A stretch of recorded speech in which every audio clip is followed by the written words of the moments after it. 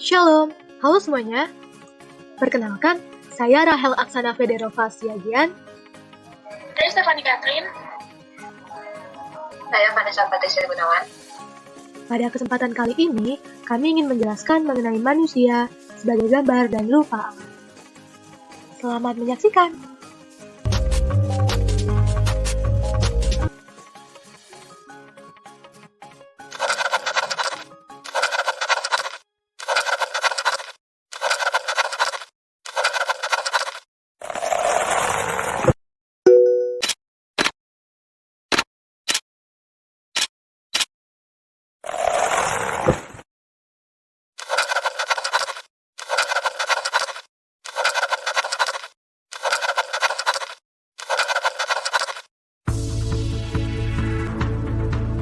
Dalam bab pembahasan ini terdapat 3 bagian. Yang pertama adalah definisi manusia sebagai gambar dan rupa Allah menurut Alkitab.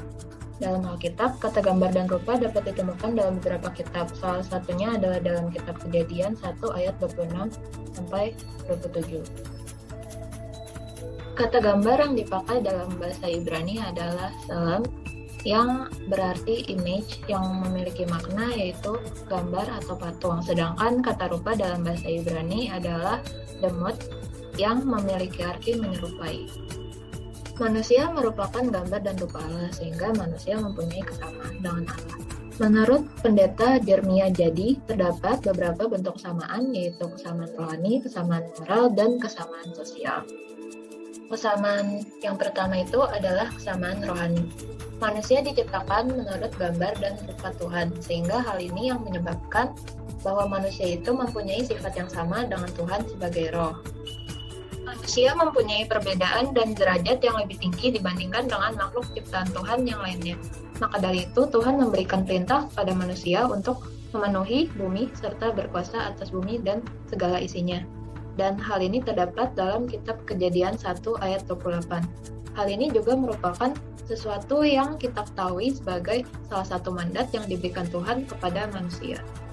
Selanjutnya, bentuk kesamaan yang kedua itu adalah kesamaan moral. Sebelum jatuh ke dalam dosa, manusia hidup dalam kebenaran dan kekudusan. Dan manusia juga hidup berkenan di hadapan Allah. Kemudian setelah jatuh ke dalam dosa, manusia tidak menghormati dan mereka juga tidak menaati Tuhan. Lalu manusia hidup dalam kejahatan.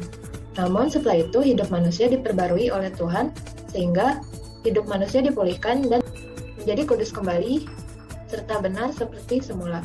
Kebenaran yang dipulihkan ini disebut dengan Theon dan merupakan kekudusan yang sebenarnya. Terakhir, manusia mempunyai kesamaan sosial dengan Tuhan. Manusia itu merupakan makhluk sosial sehingga manusia tidak dapat hidup sendiri. Maka dari itu, manusia membutuhkan orang lain dalam hidupnya, seperti untuk bersekutu bersama. Hal ini merupakan sifat sosial manusia yang dianugerahkan oleh Tuhan.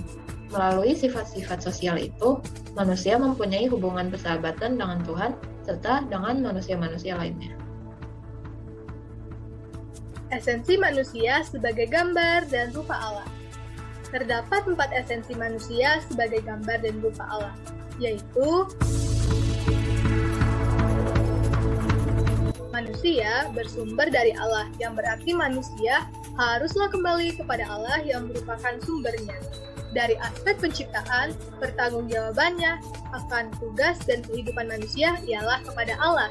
Sementara dari aspek kejatuhan, dalam permasalahannya, manusia dapat kembali kepada Allah.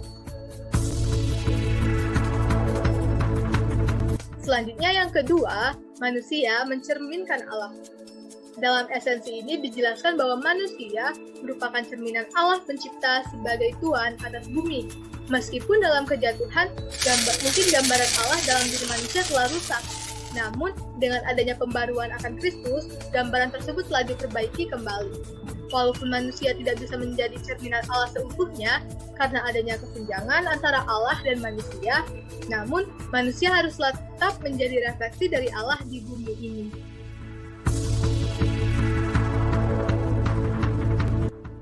Selanjutnya yang ketiga, manusia harus mewakili Allah. Dalam esensi ini dijelaskan bahwa manusia merupakan wakil Allah di bumi ini dibandingkan ciptaan lainnya.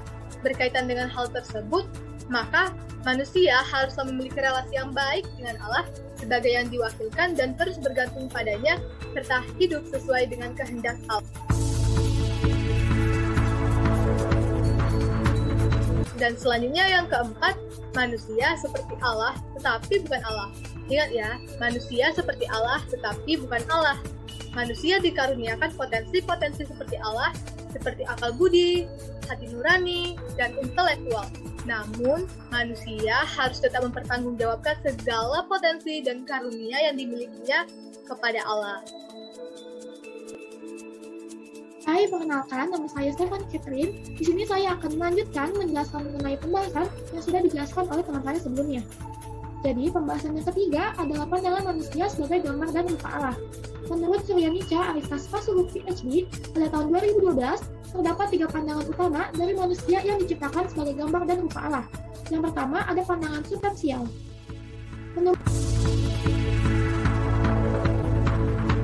Menurut Murphy, dikutip dari Pasuruh pada tahun 2012, mengatakan bahwa gambar Allah merujuk pada kualifikasi-kualifikasi yang ada di dalam manusia yang memantulkan substansi dari Allah, seperti rasional, kebaikan, serta moralitas.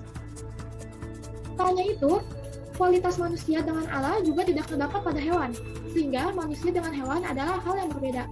Sehingga menurut pandangan ini, gambar Allah terdapat di dalam manusia itu sendiri.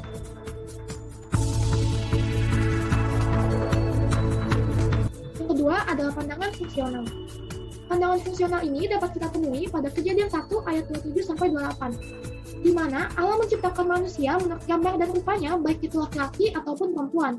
Serta Allah juga memberkati mereka dan Allah berfirman, beranak cuculah dan bertambah banyak, penuhilah bumi dan taklukkanlah itu, berkuasalah atas ikan-ikan di laut, burung-burung di udara, dan atas segala binatang yang merayap di bumi ini.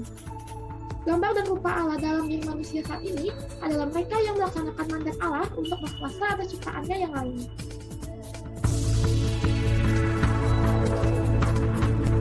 Lalu yang ketiga, ada pandangan relasional.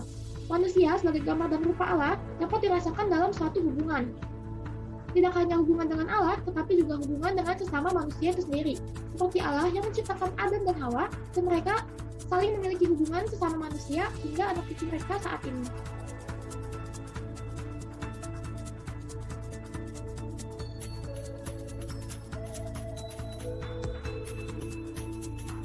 Selanjutnya, dalam bagian implikasi ini terdapat 3 hal yang memiliki hubungan keterlibatan dengan topik pembahasan dari kelompok kami. Yang pertama itu adalah mencintai diri sebagai gambar dan rupa Allah. Manusia sebagai gambar dan rupa Allah harus menghargai, mencintai, dan bertanggung jawab pada dirinya sendiri serta pada Tuhan. Tubuh kita ini merupakan bait Tuhan, maka dari itu kita harus menjaga dan merawatnya sebaik mungkin. Hal ini juga terdapat dalam firman Tuhan, yaitu dalam kitab 1 Korintus 16 ayat 19-20. Sebelum mencintai diri sendiri, hal yang paling penting untuk dilakukan itu adalah manusia harus mengenali dirinya sendiri terlebih dahulu dan menyadari bahwa manusia berharga di hadapan Allah. Jadi, kita harus ingat bahwa setiap manusia itu berharga di hadapan Allah.